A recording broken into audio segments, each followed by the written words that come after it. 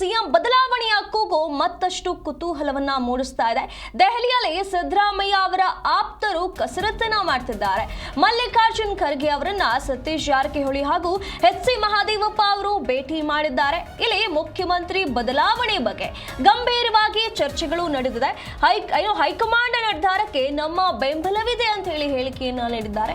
ಆದಷ್ಟು ಬೇಗ ಸಮಸ್ಯೆಯನ್ನ ಬಗೆಹರಿಸಿ ರಾಜ್ಯದಲ್ಲಿ ಆಗ್ತಾ ಇರುವಂತ ಸಿಎಂ ಕುರ್ಚಿ ಬದಲಾವಣೆ ಹಾಗೆ ಇಲ್ಲಿ ಏನೆಲ್ಲ ಆಗಬೇಕು, ಸಂಪುಟ ಪುನಾರಚನೆ ಅನ್ನುವಂತ ಕೂಗುಗಳಲ್ಲಿ ಏನೆಲ್ಲ ಕೇಳ್ತಾ ಇದೆ, ಇದರ ಬಗ್ಗೆ ಹೈಕಮಾಂಡ್ ಏನು ನಿರ್ಧಾರವನ್ನ ತೆಗೆದುಕೊಳ್ಳುತ್ತೋ ಅದಕ್ಕೆ ನಮ್ಮ ಬೆಂಬಲ ಇದ್ದೇ ಇರುತ್ತೆ. ದಯವಿಟ್ಟು ಆದಷ್ಟು ಬೇಗ ಇಲ್ಲಿ ಆಗ್ತಾ ಇರುವಂತಹ ಸಮಸ್ಯೆಗಳನ್ನ ಬಗೆಹರಿಸಿ ಅಂತ ಹೇಳಿ ತಮ್ಮ ಮನವಿಯನ್ನ ಮಲ್ಲಿಕಾರ್ಜುನ್ ಖರ್ಗೆ ಅವರ ಮುಂದೆ ಇಟ್ಟಿರುವಂತದ್ದು. ರಾಜ್ಯದಲ್ಲಿ ನಾಯಕತ್ವ ಬದಲಾವಣೆ ಹಾಗೆ ಮುಖ್ಯಮಂತ್ರಿ ಬದಲಾವಣೆ ವಿಚಾರ ಮತ್ತೆ ಮುನ್ನೆಲೆಗೆ ಬಂದಿದೆ. ಮತ್ತಷ್ಟು ಚರ್ಚೆ ಆಗ್ತಾ ಇದೆ. ಆದಷ್ಟು ಬೇಗ ಇದ ಒಂದು ಗೊಂದಲಕ್ಕೆ ಒಂದು ಪರಿಹಾರವನ್ನ ನೀಡಬೇಕು, ಈ ಗೊಂದಲವನ್ನ ಬಗೆಹರಿಸಬೇಕು ಅಂತ ಹೇಳಿ ಮನವಿ ಮಾಡ್ತಿದ್ದಾರೆ. ಎಐಸಿಸಿ ಅಧ್ಯಕ್ಷ ಮಲ್ಲಿಕಾರ್ಜುನ್ ಖರ್ಗೆ ಅವರಿಗೆ ಸತೀಶ್ ಜಾರಕಿಹೊಳಿ ಅವರು ಮನವಿಯನ್ನ ಮಾಡಿದ್ದಾರೆ. ಎಐಸಿಸಿ ಅಧ್ಯಕ್ಷ ಮಲ್ಲಿಕಾರ್ಜುನ್ ಖರ್ಗೆ ಅವರನ್ನ ಭೇಟಿ ಮಾಡಿ ತಮ್ಮ ಮನವಿಯನ್ನ ಸತೀಶ್ ಜಾರಕಿಹೊಳಿ ಅವರು ಸಲ್ಲಿಸಿದ್ದಾರೆ.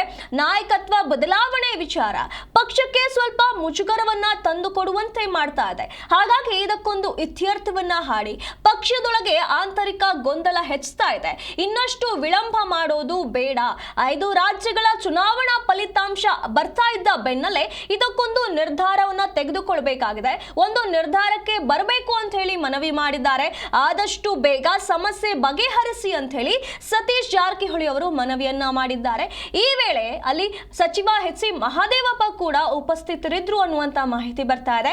ಒಂದು ಕಡೆ ಡಿ.ಕೆ. ಶಿವಕುಮಾರ್ ಅವರು ದೆಹಲಿಗೆ ಹೋಗಿ ಬಂದ ನಂತರ ಈಗ ಮತ್ತೊಂದು ಕಡೆಯಿಂದಾಗಿ ಸತೀಶ್ ಜಾರಕಿಹೊಳಿ ಮತ್ತೆ ಮಹದೇವಪ್ಪ ಇಬ್ಬರು ಕೂಡ ದೆಹಲಿಗೆ ತೆರಳಿದ್ದಾರೆ. ಈಗ ಇದರ ಬಗ್ಗೆ ಹೆಚ್ಚಿನ ಮಾಹಿತಿಯನ್ನ ನಮ್ಮ ಪ್ರತಿನಿಧಿ ರಾಜಪ್ಪ ನೀಡುತ್ತಾ ಹೋಗ್ತಾರೆ. ರಾಜಪ್ಪ, ಈಗ ಈ ಒಂದು ಸಿಎಂ ಕುರ್ಚಿ ಬದಲಾವಣೆ ವಿಚಾರ ಮತ್ತೆ ದೆಹಲಿವರೆಗೂ ಹೋಗಿದೆ. ಒಂದು ಕಡೆ ಡಿಸಿಎಂ ಆಯ್ತು, ಈಗ ಸತೀಶ್ ಜಾರಕಿಹೊಳಿ ಹಾಗೆ ಮಹದೇವಪ್ಪ ಇಬ್ಬರು ಕೂಡ ತೆರಳಿದ್ದಾರೆ, ಅಲ್ಲಿ ಚರ್ಚೆ ನಡೆಸಿದ್ದಾರೆ ಅನ್ನುವಂತ ಮಾಹಿತಿ ಬರ್ತಾ ಇದೆ. ಹಾಗಾದ್ರೆ ಯಾವೆಲ್ಲ ವಿಷಯಗಳನ್ನ ಮನವಿ ಮಾಡಿದ್ದಾರೆ? ಸುನಿಧಿ, ಎಐಸಿಸಿ ಅಧ್ಯಕ್ಷ ಮಲ್ಲಿಕಾರ್ಜುನ ಖರ್ಗೆ ಅವ್ರನ್ನ ನಿನ್ನೆ ಸಚಿವ ಸತೀಶ್ ಜಾರಕಿಹೊಳಿ ಅವರು ಮತ್ತು ಎಚ್.ಸಿ. ಮಹದೇವಪ್ಪ ಅವರು ಭೇಟಿ ಮಾಡಿದ್ದಾರೆ. ಇಬ್ಬರು ಸಹ ನಾಯಕರು ಭೇಟಿ ಮಾಡಿ ಮಾತುಕತೆ ನಡೆಸಿರೋದು ಒಟ್ಟು 3 ವಿಷಯಗಳ ಬಗ್ಗೆ ಪ್ರಮುಖವಾಗಿ ಚರ್ಚೆ ನಡೆಸಿದ್ದಾರೆ ಅಂತ ಒಂದು ಮಾಹಿತಿ ಲಭ್ಯವಾಗ್ತಾ ಇದೆ. ಮೊದಲನೇದಾಗಿ ಹುಬ್ಬಳ್ಳಿಯಲ್ಲಿ ಹುಬ್ಬಳ್ಳಿಯಲ್ಲಿ ಅಹಿಂದ ಸಮಾವೇಶದ ಅಥವಾ ಅಹಿಂದ ವರ್ಗಗಳ ಅಮೃತ ಮಹೋತ್ಸವ ಕಾರ್ಯಕ್ರಮ, ಸಿದ್ದರಾಮಯ್ಯನವರು ಹಿಂದೆ ಜೆಡಿಎಸ್ ಅನ್ನ ತೊರೆದು ಕಾಂಗ್ರೆಸ್ ಬರುವ ಮೊದಲು ಅಹಿಂದ ಒಂದು ಸಂಘಟನೆಯನ್ನು ಮಾಡಿದ್ರು. ಆ ಒಂದು ಸಂಘಟನೆಗೆ 25 ವರ್ಷಗಳ ಸಮಯ ಆಗ್ತಾ ಇದೆ. ಹಾಗಾಗಿ ಆ ಒಂದು 25 ವರ್ಷಗಳ ಅಮೃತ ಮಹೋತ್ಸವವನ್ನ ಸೆಲೆಬ್ರೇಟ್ ಮಾಡ್ಲಿಕ್ಕೋಸ್ಕರ ಈ ಒಂದು ಕಾರ್ಯಕ್ರಮ ರೂಪಿಸಬೇಕು ಅಂತ ಅನ್ನೋದು ಕಾಂಗ್ರೆಸ್ ನಾಯಕರು, ವಿಶೇಷವಾಗಿ ಸತೀಶ್ ಜಾರಕಿಹೊಳಿ ಮತ್ತು ಸಿದ್ದರಾಮಯ್ಯ ಬಣದ ನಾಯಕರ ಉದ್ದೇಶವಾಗಿತ್ತು. ಹಾಗಾಗಿ ಇತ್ತೀಚೆಗೆ ಮೊನ್ನೆ ಸತೀಶ್ ಜಾರಕಿಹೊಳಿ ನೇತೃತ್ವದಲ್ಲಿ ಒಂದು ಪೂರ್ವಭಾವಿ ಸಭೆಯನ್ನು ಕರೆದು ಚರ್ಚೆಯನ್ನು ನಡೆಸಿದ್ರು. ಆ ಒಂದು ಪೂರ್ವಭಾವಿ ಸಭೆಯನ್ನು ಚರ್ಚೆ ನಡೆಸಿ ಸುಮಾರು 20ಕ್ಕೂ ಹೆಚ್ಚು ಲಕ್ಷ ಜನರನ್ನ ಸೇರಿಸಿ ಹುಬ್ಬಳ್ಳಿಯಲ್ಲಿ ದೊಡ್ಡ ಮಟ್ಟದಲ್ಲಿ ಬೃಹತ್ ಸಮಾವೇಶ ಮಾಡೋ ಮೂಲಕ ಅಹಿಂದ ವರ್ಗಗಳನ್ನ ಮತ್ತೆ ಸಂಘಟನೆ ಮಾಡಬೇಕು ಅಂತ ಚಿಂತನೆಯಲ್ಲಿ ಸಿದ್ದರಾಮಯ್ಯ ಮತ್ತು ಸತೀಶ್ ಜಾರಕಿಹೊಳಿ ಮುಂದಾಗಿದ್ದಾರೆ.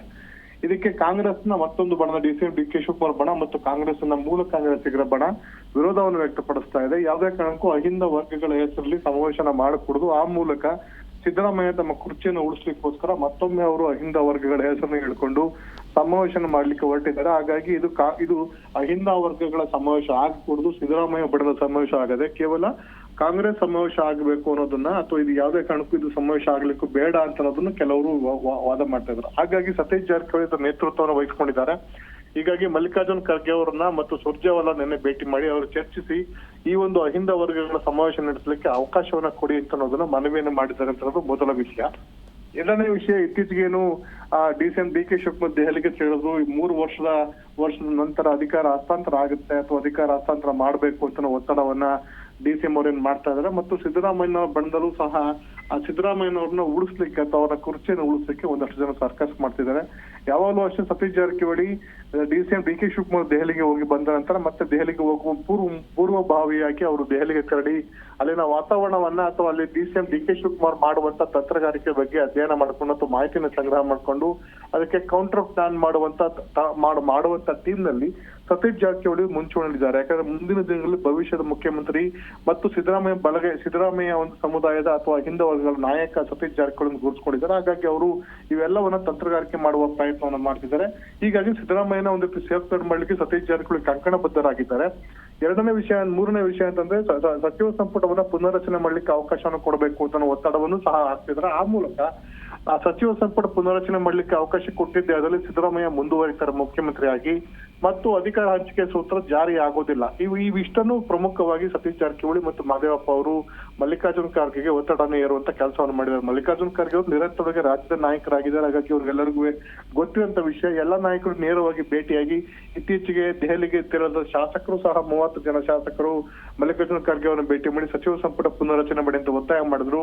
ಇತ್ತೀಚೆಗೆ ಭೇಟಿ ಮಾಡಿದಂತ DK ಶಿವಕುಮಾರ್ ಅವರ ಸಹೋದರ DK ಸುರೇಶ್ ಅವರು ಸಹ ಅಧಿಕಾರ ಹಂಚಿಕೆ ಸೂತ್ರದ ಬಗ್ಗೆ ಆದಷ್ಟು ಬೇಗ ಕ್ರಮವನ್ನು ಕೈಗೊಳ್ಳಿ, ಮೇ 10 ಒಳಗಾಗಿ ಅಂತ ಅವರು ಸಹ ಮನವಿಯನ್ನು ಮಾಡಿ ಬಂದಿದ್ದಾರೆ. ಈಗ ಸತೀಶ್ ಜಾರಕಿಹೊಳಿ ಮತ್ತು ಮಹದೇವಪ್ಪ ಅವರು ಭೇಟಿ ಮಾಡಿ ಅವರು ಸಹ ಈ ಗೊಂದಲವನ್ನು ನಿವಾರಣೆ ಮಾಡಿ ಈಗಿರುವಂತಹ ಸಚಿವ ಸಂಪುಟ ಪುನರ್ರಚನೆ ಮಾಡ್ಲಿಕ್ಕೆ ಅವಕಾಶ ಕೊಡಿ ಮತ್ತು ಈ ರಾಜ್ಯದಲ್ಲಿ ಆಗ್ತಿರುವಂತ ಸಮಸ್ಯೆಗಳ ಬಗ್ಗೆ ಗಮನ ಹರಿಸಿ ಅಂತ.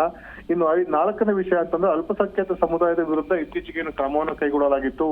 ದಾವಣಗೆರೆ ಬೈ ಎಲೆಕ್ಷನ್ ಆದ ನಂತರ ಅದರಲ್ಲಿ ನಸೀರ್ ಅಹಮದ್ ಇರ್ಬೋದು ಮತ್ತು ಜಬ್ಬಾರ್ ಖಾನ್ ಅವರ ಕ್ರಮ ಕೈಗೊಳ್ಳಬೇಕು. ಅದನ್ನ ಆದಷ್ಟು ಶೀಘ್ರವಾಗಿ ಮರುಪರಿಶೀಲನೆ ಮಾಡಿ ಅವರ ವಿರುದ್ಧ ಕೈಗೊಂಡಿರುವ ಕ್ರಮವನ್ನ ವಾಪಸ್ ಪಡೆಯಿರಿ ಅಂತ ಮನವಿಯನ್ನು ಸಹ ಸತೀಶ್ ಜಾರಕಿಹೊಳಿ ಮಾಡಿದ್ದಾರೆ. ಒಟ್ಟಾರೆಯಾಗಿ ದೆಹಲಿಗೆ ತೆರಳುವಂತ ಸತೀಶ್ ಜಾರಕಿಹೊಳಿ ಹಲವಾರು ವಿಷಯಗಳ ಬಗ್ಗೆ ಚರ್ಚೆ ನಡೆಸಿ ಹೈಕಮಾಂಡ್ ಮೇಲೆ ಒತ್ತಡ ಹಾಕಿ DCM ಮಾಡಿರುವ ತಂತ್ರಕ್ಕೆ ಪ್ರತಿತಂತ್ರವನ್ನು ಎಣೆಯುವ ಜೊತೆಗೆ ಅಹಿಂದ ವರ್ಗಗಳ ಸಮಾವೇಶಕ್ಕೆ ಅನುಮತಿಯನ್ನು ಪಡೆಯುವಂತದ್ದು ಮತ್ತು ಸಚಿವ ಸಂಪುಟ ಪುನರ್ರಚನೆ ಮಾಡುವಂತದ್ದು. ಅದೇ ರೀತಿ ಅಲ್ಪಸಂಖ್ಯಾತ ಸಮುದಾಯ ಕಾಂಗ್ರೆಸ್ ಪಕ್ಷದ ಏನು ದೂರ ಆಗ್ತಾ ಇದ್ರೆ ಅವರ ಮತ್ತೆ ಮನವೊಲಿಸಿ ಪಕ್ಷದಲ್ಲಿ ಉಳಿಸ್ಕೊಳ್ಬೇಕು. ಯಾಕಂದ್ರೆ ಪಕ್ಷದ ಮತ ಬ್ಯಾಂಕ್ ಆಗಿರುವಂತ ಮೈನಾರಿಟಿ ಸಮುದಾಯದವರನ್ನ ಉಳಿಸ್ಕೊಳ್ಳಿಕ್ಕೋಸ್ಕರ ಆದಷ್ಟು ಶೀಘ್ರವೇ ಕ್ರಮವನ್ನು ಕೈಗೊಳ್ಳಿ ಅಂತ ಹೇಳುವ ಮೂಲಕ ಆ ಸಮುದಾಯಗಳ ಬಗ್ಗೆ ನಾವು ವಿಶ್ವಾಸವನ್ನು ಗಳಿಸಬೇಕು. ಸಮುದಾಯದ ಪರವಾಗಿ ಕಾಂಗ್ರೆಸ್ ಇದೆ ಅಂತ ನಾವು ಸಂದೇಶವನ್ನು ಸಾರುವ ಪ್ರಯತ್ನವನ್ನು ಮಾಡ್ತಿದ್ದಾರೆ. ಒಟ್ಟಾರೆಯಾಗಿ ದೆಹಲಿ ನಡೆದಿರುವಂತಹ ಒಂದು ಬೆಳವಣಿಗೆ ಕಾಂಗ್ರೆಸ್ ಪಕ್ಷಕ್ಕೆ ಅಥವಾ ಸಿದ್ದರಾಮಯ್ಯ ಬಣಕ್ಕೆ ಒಂದಿಷ್ಟು ಪಾಸಿಟಿವ್ ಆಗಿದ್ರೆ DKC ಬಣಕ್ಕೆ ಒಂದಿಷ್ಟು ನೆಗೆಟಿವ್ ಆಗುವಂತ ಸಾಧ್ಯತೆ ಇದೆ. ಹೀಗಾಗಿ ಮುಂದಿನ ದಿನಗಳಲ್ಲಿ ಇದರ ಮೇಲೆ ಯಾವ ಪರಿಣಾಮ ಬೀರುತ್ತದೆ ಅಥವಾ ಸತೀಶ್ ಜಾರಕಿಹೊಳಿ ಅವರ ಒಂದು ಮನವಿಯನ್ನ ಮಲ್ಲಿಕಾರ್ಜುನ್ ಖರ್ಗೆ ಅವರು ACC ನಾಯಕರು ಪರಿಗಣಿಸ್ತಾರ ಅನ್ನೋದನ್ನ ಕಾದ್ ನೋಡ್ಬೇಕಾಗಿದೆ. ಸುನಿಧಿ, ಧನ್ಯವಾದಗಳು ರಾಜಪ್ಪ ನಿಮ್ಮೆಲ್ಲ ಮಾಹಿತಿಗಾಗಿ.